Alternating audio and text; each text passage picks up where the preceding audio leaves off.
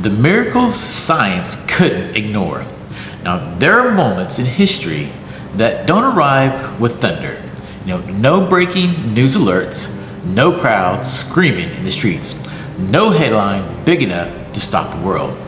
Sometimes they happen quietly, inside a small church, in the silence after Mass, near an altar where most people would just walk by without noticing anything unusual. A priest pauses. A host is found. Someone looks closer, and suddenly, the ordinary world begins to feel very thin. Because every so often, tucked inside the long history of the Catholic Church, there are stories that refuse to stay neatly in the category of legend. Stories carried by witnesses, examined by doctors, tested in laboratories, debated by skeptics, and remembered by believers who never forgot the silence in the room when the results came back. Now, this is not a story about winning an argument. It is not about forcing anyone to believe.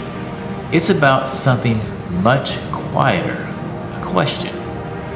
What if heaven still leaves fingerprints?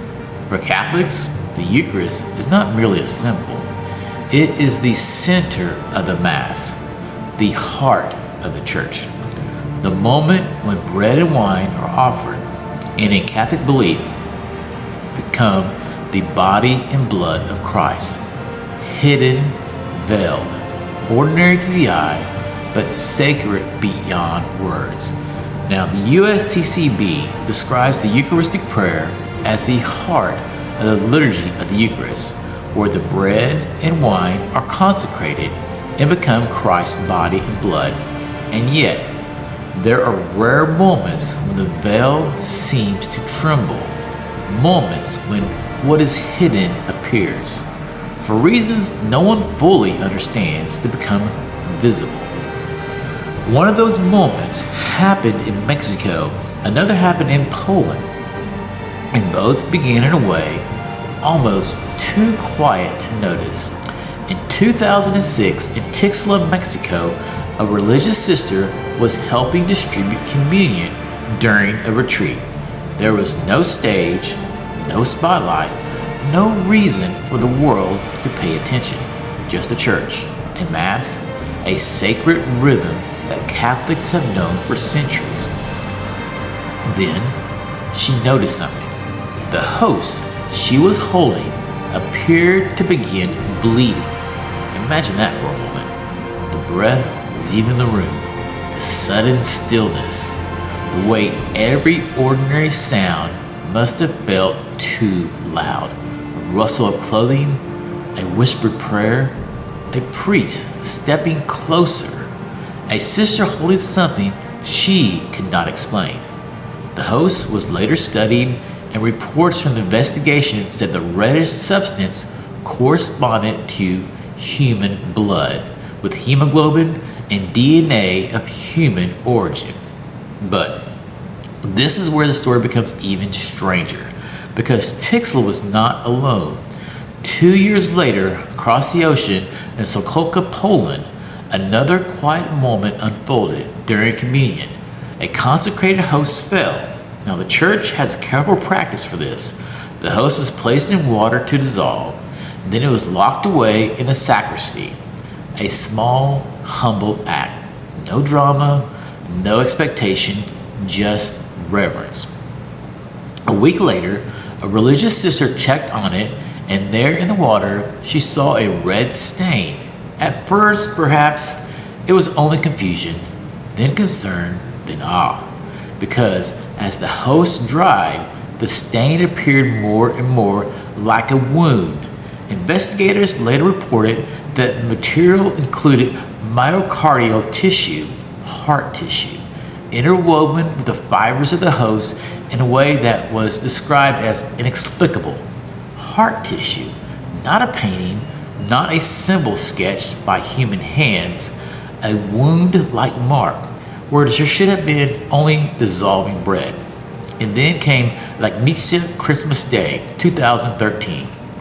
Another church in Poland, another consecrated host that fell, another placement in water, another red stain.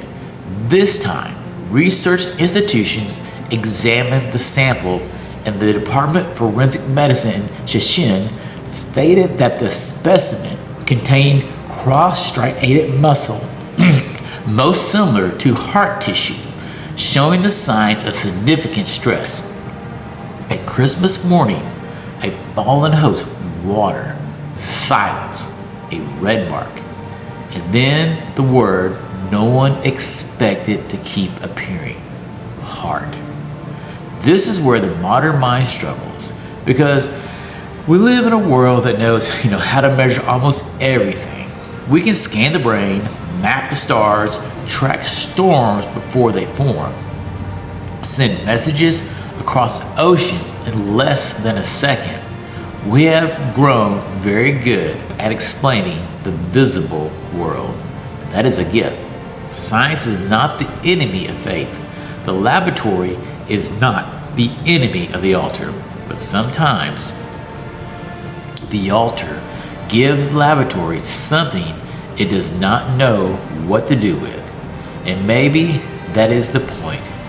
Maybe Eucharistic miracles are not given so we can reduce God to be a specimen slide. Maybe they're not meant to make faith smaller by forcing it through a microscope. Maybe they are signs, quiet ones, rare ones, uncomfortable ones, not replacing belief, but awakening it.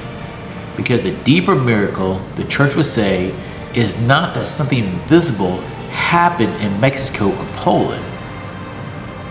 The deeper miracle is what Catholics believe happens every day, at every Mass, on every altar, in every language, in every country, with no blood visible, no wound appearing, no scientist called in afterward, just a priest lifting the host and a church falling silent. Maybe that is why these stories are so powerful, not because they make faith easy, but because they remind us that the ordinary may not be ordinary at all, that the small white host we have seen thousands of times may be the place where heaven hides in plain sight. And maybe the real danger today is not skepticism, maybe it is numbness. The kind that creeps in slowly, the kind that makes sacred things feel familiar, the kind that lets us walk into Mass with our minds still buzzing from the week, messages, bills, errands, arguments, worries, noise, always noise, until one day the holiest mystery in the world is right in front of us and we barely look up. That may be why these stories endure, not because everyone will believe them, not because every skeptic will be convinced, but because they interrupt us. They stop the noise for a moment. They make us look again at the altar, at the host, at the silence, at the words, "This is my body." And somewhere between mystery and evidence, between the microscope and the monstrance, between Mexico and Poland, a question remains. Not loud, not forced, but quietly waiting. What if the miracle was never meant to end the argument? What if it was meant to bring us back to wonder? What if heaven still leaves fingerprints, not so we can win debates, but so we can remember how close God has been all along?